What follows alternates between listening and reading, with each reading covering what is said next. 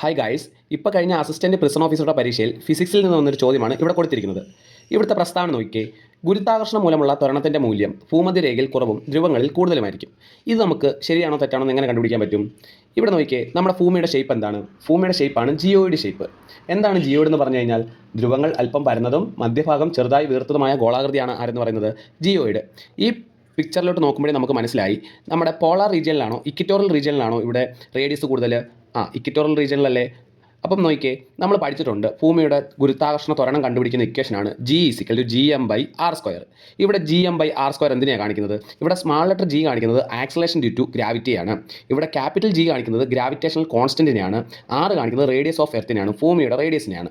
അപ്പം ഈ ഇക്വേഷൻ നോക്കുമ്പോഴേ നമുക്ക് മനസ്സിലായി ഇവിടുത്തെ ആക്സലേഷൻ ഡ്യൂ ടു ഗ്രാവിറ്റി ആർക്ക് ഇൻവേഴ്സ്ലി പ്രൊപ്പോർഷനാണ്, നമ്മുടെ റേഡിയസിന് ഇൻവേഴ്സ്ലി പ്രൊപ്പോർഷനാണ് എന്ന് പറഞ്ഞു കഴിഞ്ഞാൽ നമ്മുടെ ഭൂമിയുടെ ആരം കൂടുമ്പോൾ അവിടുത്തെ ഭൂഗുരുത്വാകർഷണ ത്വരണം കുറയുന്നു. അങ്ങനെയാണെങ്കിൽ ഇവിടെ നമുക്ക് ആ പ്രസ്താവന ഒന്നുകൂടെ നോക്കിയാലോ.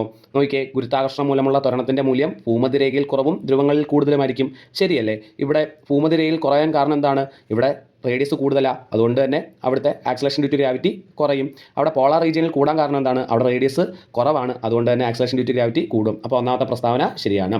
ഇവിടെ കാരണം കൊടുത്തേക്ക് നോക്കിയേ, ഭൂമധ്യരേഖയിലെ ആരം കൂടുതലും ധ്രുവങ്ങളിലെ ഭൂമിയുടെ ആരം കുറവുമാണ്. ശരിയല്ലേ? നമ്മളിപ്പോൾ പറഞ്ഞതല്ലേ ഉള്ളൂ. അപ്പം ഇവിടുത്തെ പ്രസ്താവനയും കാരണവും ശരിയാണ്.